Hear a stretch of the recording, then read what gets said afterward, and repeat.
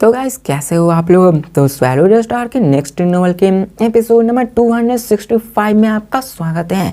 तो चलिए शुरू करते हैं। तो जैसा कि हमने पिछले एपिसोड में देखा कि यहाँ पे लूफेंग अपनी कल्टीवेशन को आगे बढ़ा रहा होता है और सभी लोग लूफेंग के इंतजार कर रहा होता है कब बोट ऑफ म्यूजियम यहाँ पे होगा, ख़त्म होगा, कब हम लोग लूफेंग पे अटैक करेंगे। अभी कोई भी यहाँ पे आगे नहीं बढ़ने की कोशिश कर रहा होता है क्योंकि सबको डर था कि कहीं बोट ऑफ म्यूजियम में वो जाएंगे तो यहाँ पे डुआंगडोंग रिवर अभी भी मौजूद होगा, जो उन सबको मार देगा। अब दिखाया जाता है कि सबको पता चल जाता है कि यहाँ पे कोई और नहीं, लूफेंग ही उन सब इनहेरिटेंस को पा लिया होता है। सब लोग यहाँ पे अपने यूनिवर्स मास्टर को भेजने लगते हैं और 2 universe supreme master 39 universe master को भेजने लगते हैं ताकि वो लूफेंग को देखते हैं। जैसे लूफेंग बाहर निकलेगा वो उन्हें पकड़ लेंगे, वो उन्हें कैसे भी करके पकड़ना चाहते, चाहे इसमें कितनी भी कीमत क्यों नहीं लग जाए। और यहाँ पे अपने 100 यूनिवर्स मास्टर को भी मरने तक को तैयार था और वो ऐसा ही करते हैं। ऐसे ही कई सारे नॉर्थ रीजन के बंदे भी आने लगते हैं, कई सारे यूनिवर्स मास्टर इस टेम्पर होली लैंड, ऐसे ही होली लैंड्स के सारे बंदे आने लगते हैं जो कि उसी के लिए आए हुए होते हैं और यहाँ पे उसको घेर के बैठे हुए होते हैं। फिर दिखाया जाता है कि लूफेंग वहीं पे बैठा हुआ आराम से अपने कल्टीवेशन को एक्सपीरियंस कर रहा होता है। उसने कई सारे ब्लेड टेक्निक्स और सेवरल अदर टैक्स को भी क्रिएट कर दिया था, लेकिन लूफेंग को अभी भी लग रहा था कि उसकी कॉम्प्रिहेंशन बहुत ही वीक है। वो अपनी कॉम्प्रिहेंशन को स्ट्रॉन्ग बनाना चाहता था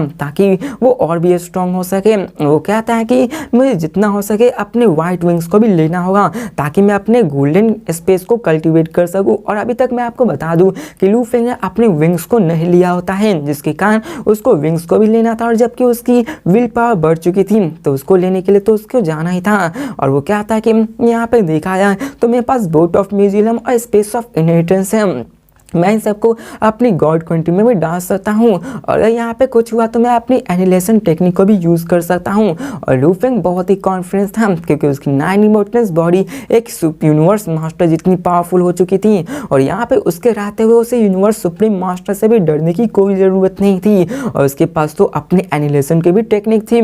फिर यहाँ पे लूफेंग अपने गोल्डन हॉर्न बेस्ड अर्थलिंग बॉडी को भी यूज़ करने लगता है ताकि अपने पावर को बढ़ाने लगे। फिर हमें सीन चेंज कर स्पेस ऑफ इनहेरिटेंस का सीन दिखाया जाता है जहाँ पे लूफेंग खड़ा होता है और ट्रेजर्स की तरफ देखने लगता है। वहाँ पे टोटल 332 प्रीशियस ट्रेजर्स थे जहाँ पे उन्होंने जितने भी जनरेशन थे उन सब ने कलेक्ट किया था और यहाँ पे सबको एक एक ट्रेजर्स मिलने वाला था जो कि असल में बहुत ही पावरफुल होता है।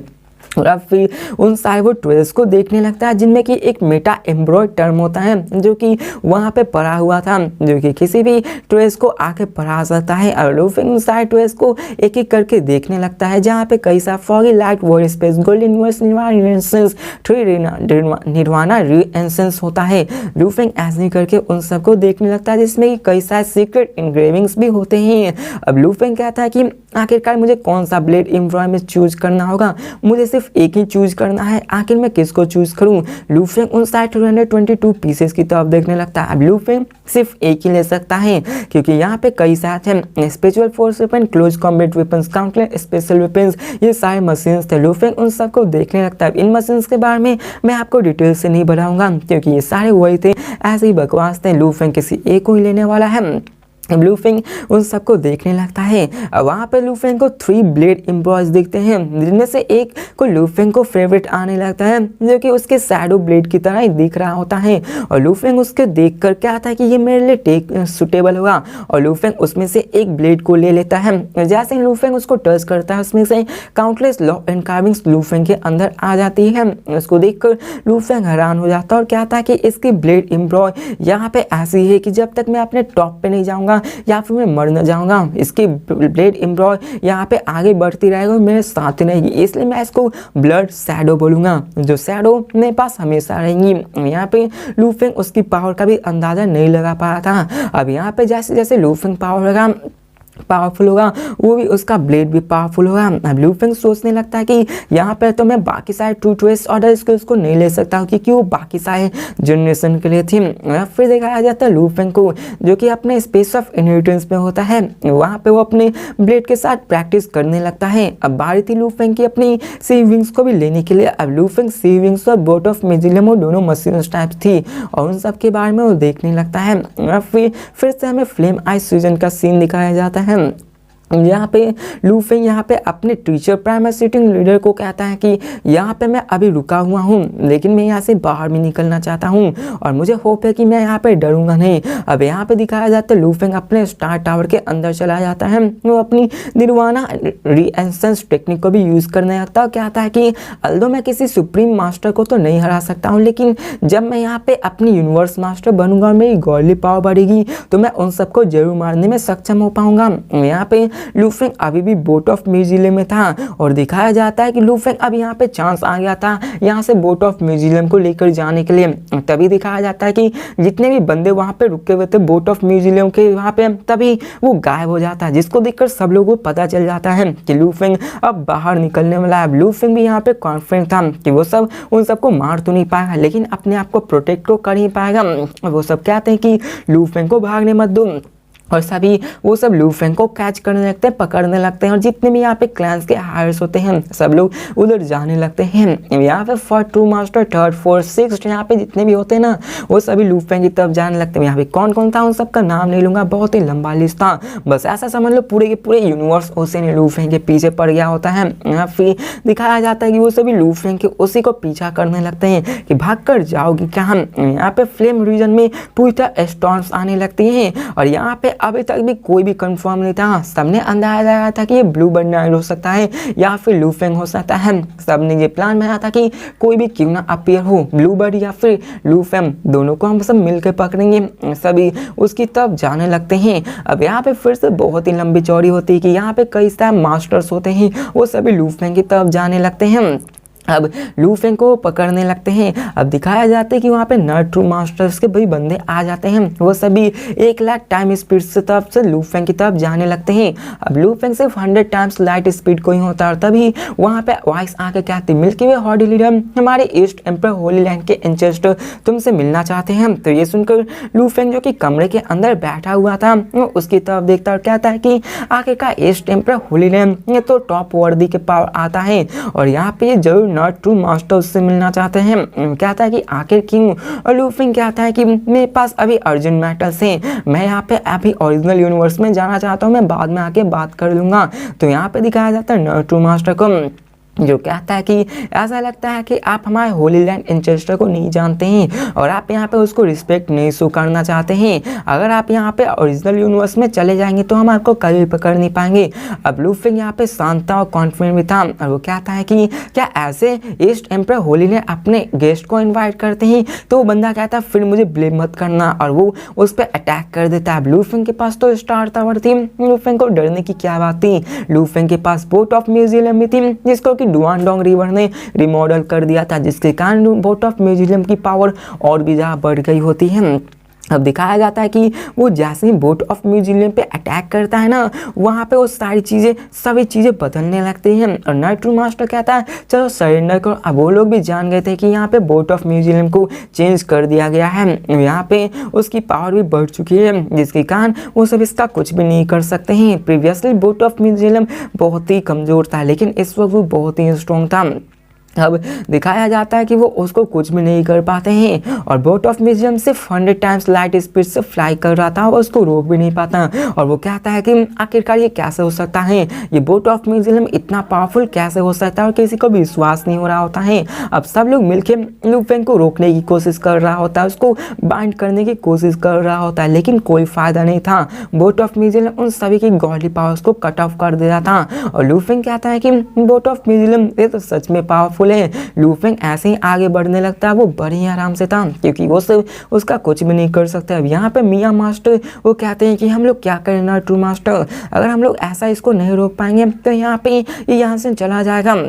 वहाँ पे 20 से 30 यूनिवर्स मास्टर भी आ चुके थे लेकिन वो भी कुछ नहीं कर पा रहे होते हैं और सभी हताश थे। अब यहाँ पे दिखाया जाता है कि वो लोग पीछा छोड़ते नहीं हैं और वो अपने एंसेस्टर से भी बात करने लगते हैं कि हम लोग बोट ऑफ म्यूजियम को नहीं रोक पा रहे हैं। तो यहाँ पे वो भी कहते हैं, अब दिखाया जाता है कि वो जरूर यहाँ पे ये सब डुआनडोंग रिवर के ही करने की वजह से हुआ, चलो उसको पीछा करते रहो, उसको कैसे भी पीछा करना होगा, मैं इनहेरिटेंस लेना ही होगा।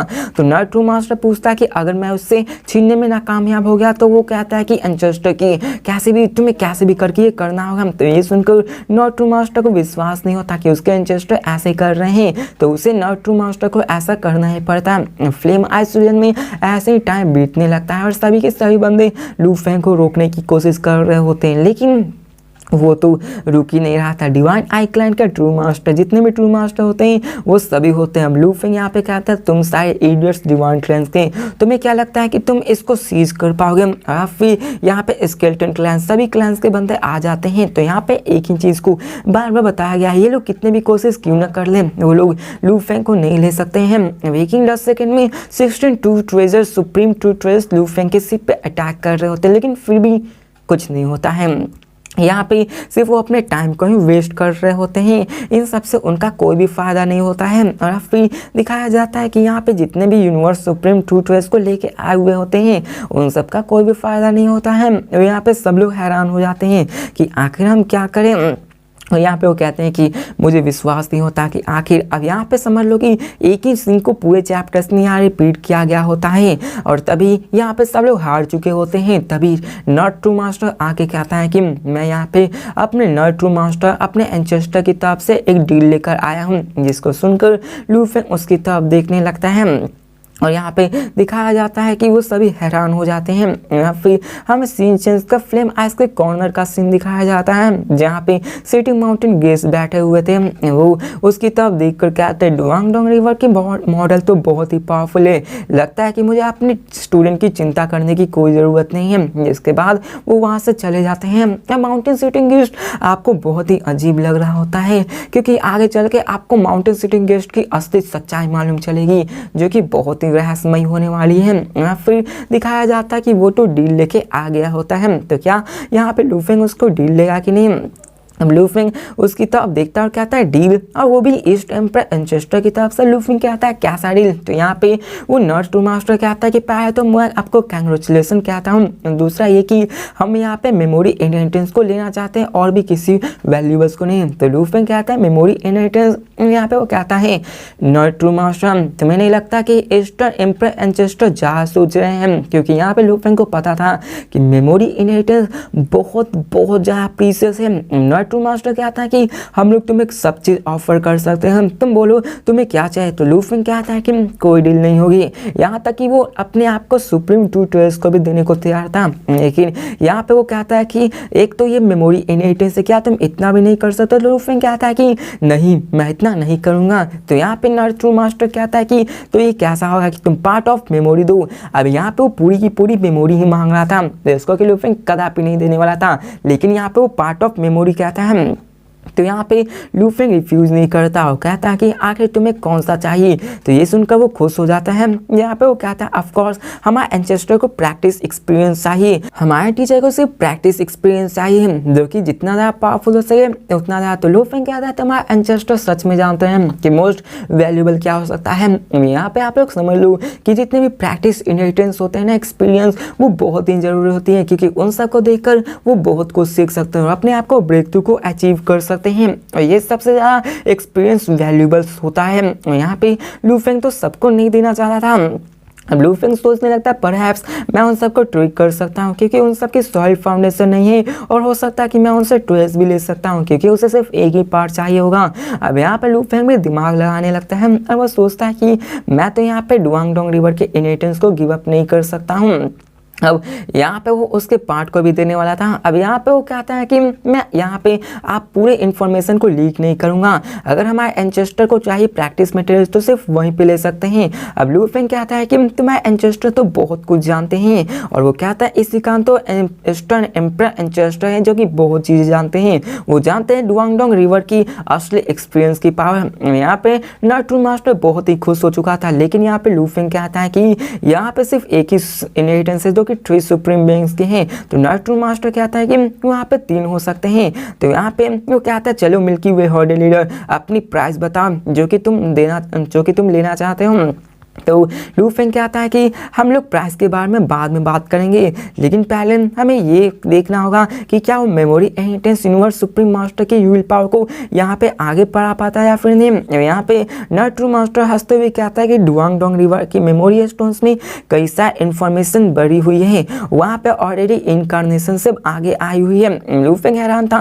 अब यहाँ पे वो कहता है कि क्या हम लोग अभी प्राइस के बारे में बात करते हैं, तो लूफेंग कहता है 10 सुप्रीम ट्रू ट्रेजर्स, और यहाँ पे हिडन इनहेरिटेंस ऑफ यूरेस होना चाहिए और सीक्रेट ऑफ यूनिवर्स ओशन भी होना चाहिए। तो ये सुनकर वो शॉक हो जाता है क्योंकि ये बहुत ज़्यादा होता है। लूफेंग ने 10 सुप्रीम ट्रू ट्रेजर्स और हिडन इनहेरिटेंस को मांगा होता है, उस होली लैंड्स का और इस यूनिवर्स ओशन के सीक्रेट के बारे में भी जाना होता है। अब यहाँ पे वो सुनकर कहता है कि नहीं, ऐसा नहीं हो सकता है, आखिर इतना ज़्यादा कैसे हो सकता है। लूफेंग कहता है क्या इनहेरिटेंस तुम्हारा सीक्रेट, क्या तुम्हें सच में लगता है कि तुम्हारी ये इनहेरिटेंस और सीक्रेट मेरी वारी को लाइवर कर सकता है, मेरी वारी को चुनौती दे सकता है?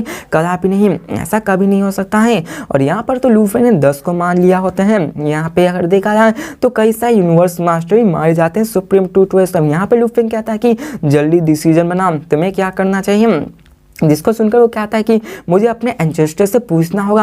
अब वो चला जाता है अपने एंसेस्टर से बात करने के लिए, वो सारी चीज़ें बताता है। अब यहाँ पे वो कहता है कि क्या इतना ज़्यादा वो मांग रहा है, और वो भी हैरान हो जाता है। जिसके बाद एंसेस्टर कहता है कि लेकिन मैं उसको देने को तैयार हूँ, लेकिन मैं पहले ये देखना चाहता हूँ कि क्या जो मेमोरी मुझे दे रहा है वो क्या वर्दी है या फिर नहीं। अगर उसने हमें फूल बना लिया तो हमारा मजाक भी उड़ जाएगा, वो अपना हमारे सुप्रीम ट्रू ट्रेजर्स को भी ले सकता है। अपना ट्रू मास्टर भी यहाँ पे हर्ट महसूस करता है क्योंकि 10 सुप्रीम ट्रू ट्रेजर्स ये इतनी आसानी से किसी को नहीं मिल सकते हैं। और फिर से हमें सीन चेंज कर उसी का सीन दिखाया जाता है, जहाँ पे सीन चेंज कर दिखाया जाता है कि वेरियस ऑफ पावर्स वहाँ पे मौजूद थे, और तभी नॉट ट्रू मास्टर भी आ जाता है। वो कहते हैं कि मिल्की वे हॉर्डी लीडर हमारे एंसेस्टर ने माइंड बना लिया है। तो इसको सुनकर लूफेंग उसकी तरफ देखने लगता है, जिसके बाद वो सारी चीज़ें बताने लगता है कि असल में हमें यहाँ पे ऑर्डर मिली है कि पहले हम उस इनहेरिटेंस को देखेंगे कि उस मेमोरी को कि क्या वो सच में वैल्यूबल है या फिर नहीं, तभी हम ऐसा कर सकते हैं। कहो तुम प्रॉमिस करते हो या फिर नहीं। अब लूफेंग भी इन सबको सुनता है। अब यहाँ पे लूफेंग जानता था कि सुप्रीम ट्रू ट्रेजर्स कितने, अगर लूफेंग को 10 सुप्रीम ट्रू ट्रेजर्स मिल जाएंगे तो यहाँ पे ह्यूमैनिटी के लिए बहुत ही मदद होगी, क्योंकि यूनिवर्स अपने ह्यूमन के पास सिर्फ एक ही सुप्रीम ट्रू ट्रेजर्स है जो कि ह्यूज एक्स के पास उनकी एक्स है। लूफेंग उन सब की तरफ देखने लगता है। लूफेंग जानता था कि यहाँ पे उसके ह्यूमैनिटी के बारे में बात हो रही है। अब दिखाया जाता है कि वो यहाँ पे अपनी वही कंडीशन बताता है कि ऐसी ऐसी कंडीशन में पहले तुम्हें हमें दिखाना होगा। तो लूफेंग कहता है कि आखिर तुम वेरीफाई कैसे करोगे, तो वो बोलता है पहले देख कर। तो लूफेंग कहता है तुम मुझे फूल समझते हो, अगर तुमने उसको देख लिया और मुझे फिर नहीं दिया तो क्या। तो वो कहते हैं कि चलो इन सब के बारे में बाद में बात करते हैं, यहाँ पे हम तुम्हें 10 सुप्रीम ट्रू ट्रेजर्स देख लेंगे तो आखिरकार हम लोग क्या करेंगे, अगर तुमने कोई फेक दे दिया तो यहाँ पे लूफेंग कहता है तुम चिंता कैसे हो, हम लोग यहाँ पे डील कर सकते हैं। अब यहाँ पे लूफेंग बहुत इंडिसिसिव था। वो जानता था कि यहाँ पे किसी के साथ एक ना एक साथ धोखा हो ही सकता था, और यहाँ पे मेमोरी स्टोन्स के बदले वो यहाँ पे 3 सुप्रीम ट्रू ट्रेजर्स को एक्सचेंज करने को बोलता है। मतलब ये कि वो पहले एक्सचेंज करके देखेगा, और अगर वो यहाँ पे 3 सुप्रीम ट्रू ट्रेजर्स लेगा और अगर उसको पसंद आए तो फिर से डील हो सकती है। लूफेंग अभी पोजिशन में था जहाँ पे वो कहता है एग्री करना है तो करो, नहीं तो मत करो। ये सुनकर वो चिढ़ जाता है। लूफेंग कहता है चलो यहाँ पे तुम फिर से एंसेस्टर से बात करो। फिर से एंसेस्टर से बात करता है और यहाँ पे वही चीज़ें होती हैं, यहाँ पे वो कहता है कि ठीक है, लेकिन यहाँ पे सेकंड राउंड में उसे अपने 5 सुप्रीम ट्रेजर्स को एक्सचेंज करना और थर्ड राउंड में 4, जैसे कि वो फाइनल स्टोन्स हो सकते हैं। अब यहाँ पे मैसेंजर ऐसे ही बात करने लगते हैं और सारी चीज़ें बताने लगते हैं। यहाँ पे लूफेंग हंसते हुए कहता है कि 2 सुप्रीम ट्रू ट्रेजर्स को यहाँ पे चाहिए होगा इन सबको यहाँ पे करने के लिए, और वो इन्हीं सब के अब यहाँ पे था कि पहली बार में जो पार्ट एक्सचेंज होगा उसके लिए 2, फिर होगा 5, फिर 4, मतलब ऐसे ही करके उन सब के बारे में होगा। अब लूफेंग भी सोचने लगता कि ये बहुत ही अच्छा है, लेकिन आखिर इसको क्या करना चाहिए वो भी इन सब के बारे में नहीं जानता है। अब लूफेंग ऐसे ही खड़ा होकर अपने साइड ट्रेस के बारे में सोचने लगता है, और यहाँ पे बोट ऑफ म्यूजियम के अंदर रह के वो इन सब के बारे में सोचने लगता है।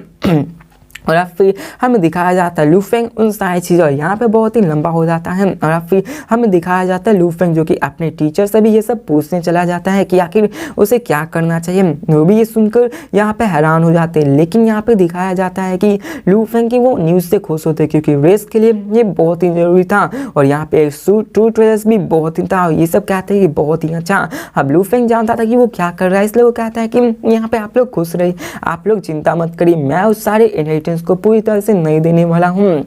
अब लू फेंग यहाँ पे इन सब की चीज़ों के बारे में अपने रेस के बारे में डिस्कशन कर रहा होता है, और लोग कहते हैं कि अगर मुझे ट्रेजर मिलेगा तो वो अपने टीचर को भी देगा।